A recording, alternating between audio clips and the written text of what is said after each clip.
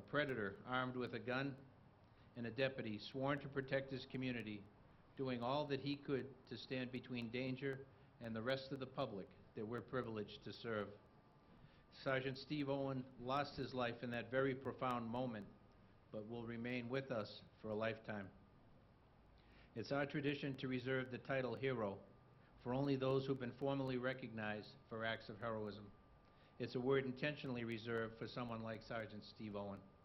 We will speak of Steve Owen for the deputy that he was, a man who, by all accounts, exemplified all that we stand for at the Los Angeles County Sheriff's Department. He is and always will be an important part of our history and American history as well. A man worth remembering. The suspect, I won't speak his name here. He first came into our custody as a juvenile, selling marijuana, as so many others do.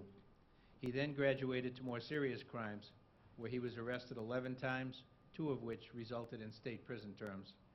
He will fade away in the judicial process that will ultimately adjudicate his case. If convicted, he will face yet again more time in prison. And this is what I want our public to understand. If the trend of legislative mandates continues, he may get yet another opportunity to return to our community for yet another chance at rehabilitation and redemption, and possibly another chance for another murder. Here was a guy, a parolee, who was classified as moderate risk. We see that these risk assessments have their limitations. Yesterday, he was a parolee walking our streets with a stolen gun. Today, he's facing charges of murdering a peace officer. Sergeant Owen approached the suspect in response to a burglary call. The suspect immediately shot Sergeant Owen. He then stood over him and executed Sergeant Owen by firing 4 additional rounds into his body. He then unsuccessfully searched the body for the sergeant's weapon with the intent to use it to murder the first responding deputy. The responding deputy engaged the suspect, who had pointed his weapon at him. The responding deputy fired numerous times, striking the suspect once in the shoulder. Not only did the suspect want to kill our deputies, he held 2 teenagers hostage in a neighboring house until they were rescued by the heroic efforts of our Special Enforcement Bureau and our Lancaster Station personnel. He was subsequently arrested in the surrounding neighborhood without further incident. Once again, I want to thank you for being with us today, and thank you for respecting the privacy of the Owen family. I'm happy to open up and take any questions that you have at this point. Please realize that we may not be able to answer all.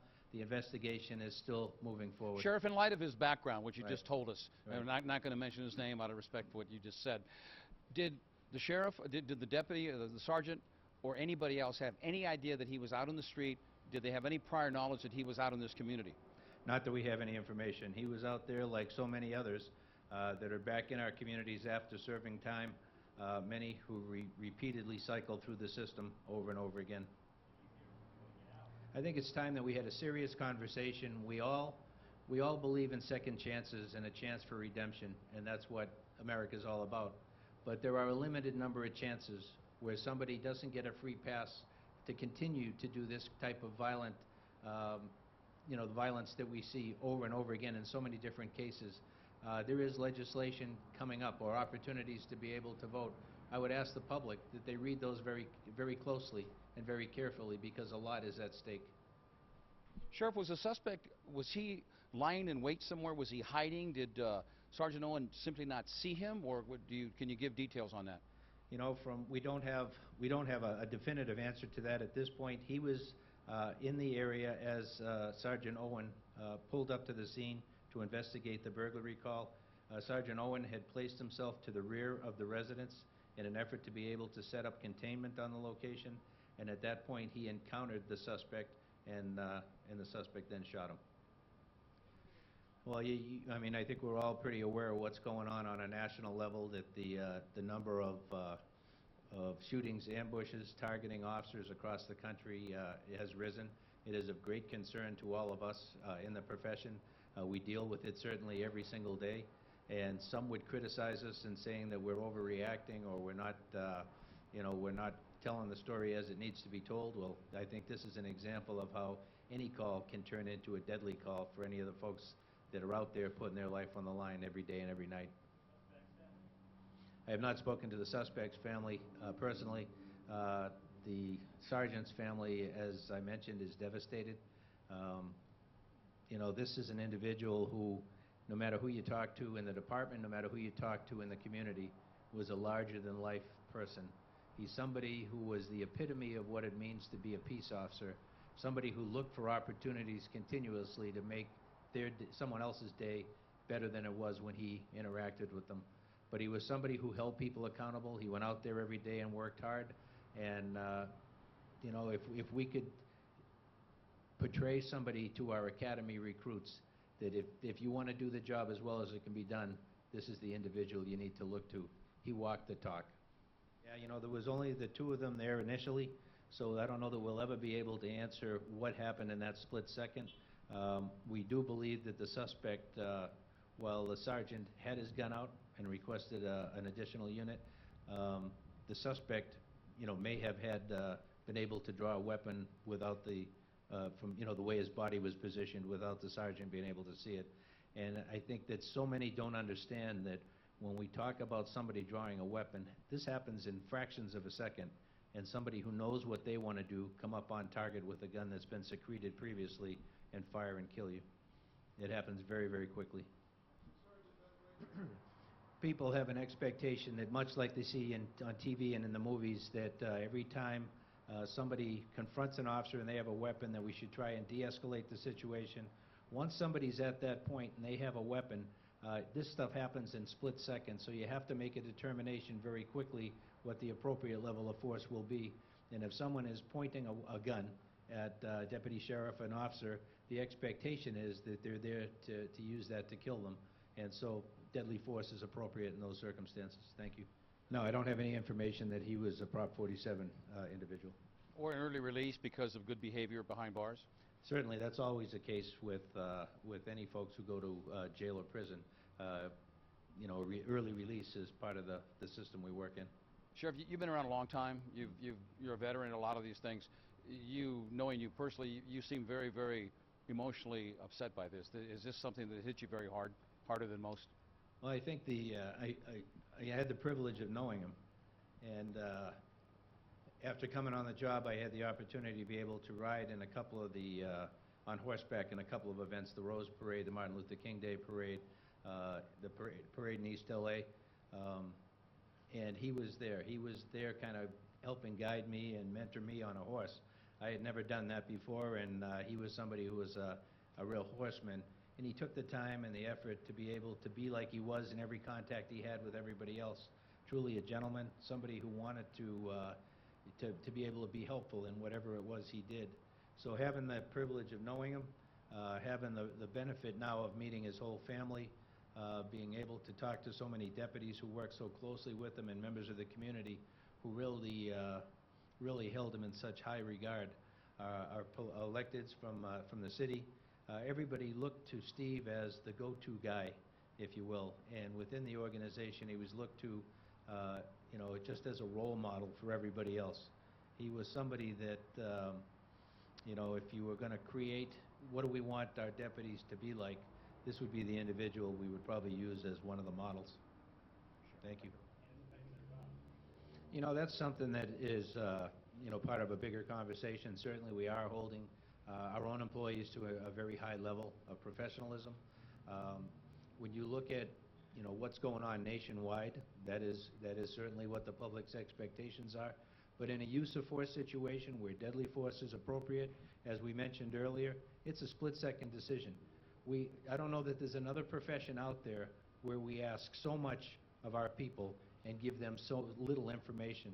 You have a split second to respond to a deadly force threat, and you've got to make that decision, and one that will potentially haunt you for the rest of your life or end your life if you don't do it appropriately. So there's an awful lot at stake. When you look at doctors, lawyers, engineers, architects, everybody who does something important has the opportunity to be able to get a second opinion, to be able to bring in a consultant, to be able to take another look at it. We don't have that benefit. When we get out there, and often it's potentially a screaming woman, screaming man call, that's all the information you have. and you go into a situation that's often fueled by emotion, alcohol, drugs, mental illness, and you have to be able to protect everybody who's at the scene, yourself and your partners, with so little information, and the stakes are as high as you could possibly get. So we ask an awful lot of our people. We hold them to a high standard, and we try and support them every step of the way that we possibly can, with training, hiring the right people, our recruitment efforts, and being able to debrief every situation that we have. So hopefully we learn something from every situation we're involved in. Yeah, when somebody would defend the suspect and said he was defending himself, I think by his actions and his background that we see that we knew what he was out there doing, knock-knock burglaries, and taking advantage of people. He showed that not only by his assault and murder of our sergeant, but also the hostage taking of 2 young people, the intent to be able to kill the responding deputy as well. This is an individual that was certainly the aggressor, was somebody who was truly a predator and not somebody who was defending himself in any manner. You know, I think that there will be speculation as to a whole number of things when you look and you break this down, and we debrief everything to the nth degree to be able to learn what we can and be better for each experience we have. But knowing Steve Owen, he was a professional. He knew our use of force policies. He had been a deputy sheriff for 29 years. This was an individual that was mature, that was well-versed, solid tactics, hard-working individual. He's not somebody that I think would be swayed by political correctness. He would do the right thing under the right circumstances, and I'm very comfortable with that. Sure. You know, the death penalty, as far as him being convicted, well, I think it'd be very appropriate in this case. I mean, there's a long process to go through before any of that, but when you look at what we know at this point, this was a calculated execution. Yeah, treated and released, and there was information out there initially that two deputies had been shot, and that was not the case. I'm sorry, suspect was treated and released, is in custody, in our custody. Yeah, no, they came out unhurt because our Special Enforcement Bureau, our SWAT team, responded to the location, made a dynamic entry into the location, used the equipment they had there to be able to, in effect, rescue of the 2 individuals. The suspect at that point ran out the back of that residence and was captured in the surrounding neighborhood. So I take my hat off to the members of our SWAT team, our Special Enforcement Bureau, who did an amazing job, as well as our Lancaster deputies as well, who assisted with that. Sure, thank you. Thank you. It was a matter of minutes. We had SEB in the area. They readily deployed there as soon as they became aware of that, and given the fact that the situation was dynamic, they made immediate entry and rescued them. If we have more police interacting with people, having them on the streets, we can prevent crimes. We can prevent petty crimes from turning into something worse. But we also have to have an organized effort against gangs, just as in a previous generation we had an organized effort against the mob. We need to take these people on. They are often connected to big drug cartels. They are not just gangs of kids anymore. They are often the kinds of kids that are called super predators. No conscience, no empathy. We can talk about why they ended up that way, but first we have to bring them to heel, and the President has asked the FBI to launch a very concerted effort against gangs everywhere.